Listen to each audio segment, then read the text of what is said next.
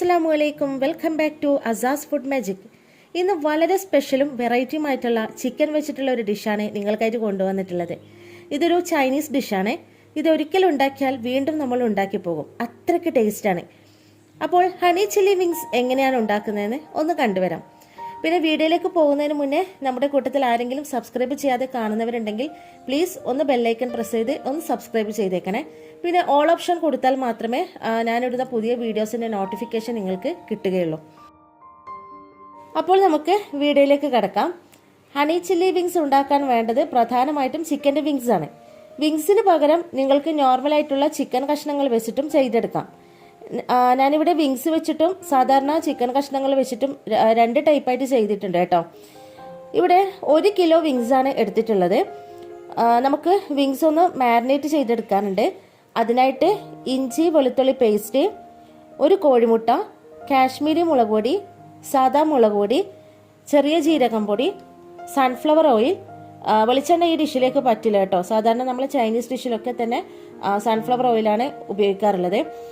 പിന്നെ മഞ്ഞൾപ്പൊടി, കോൺഫ്ലോർ, മൈദപ്പൊടി. പിന്നെ നിങ്ങൾക്ക് മൈദപ്പൊടിക്ക് പകരം അരിപ്പൊടിയും ചേർക്കാം കേട്ടോ.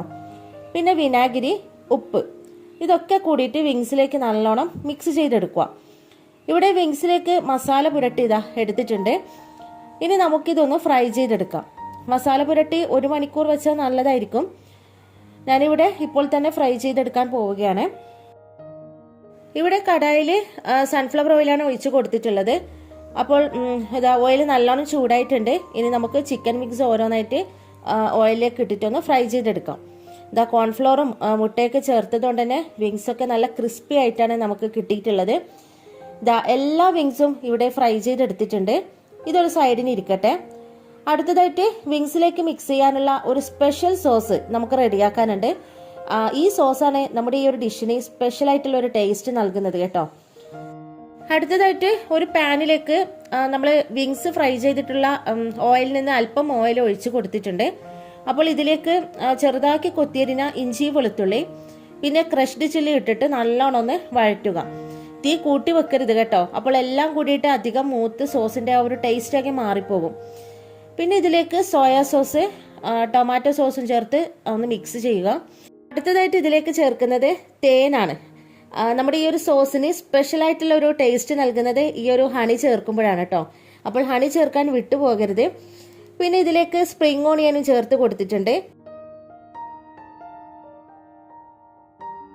ഇപ്പൊ സ്പ്രിംഗ് ഓണിയനും കൂടി ഒരു 5 മിനിറ്റ് വഴറ്റിയതിന് ശേഷം നേരത്തെ ഫ്രൈ ചെയ്ത് വെച്ചിട്ടുള്ള ചിക്കൻ വിങ്സും കൂടി ചേർത്തിട്ട് നല്ലോണം മിക്സ് ചെയ്തെടുക്കുക.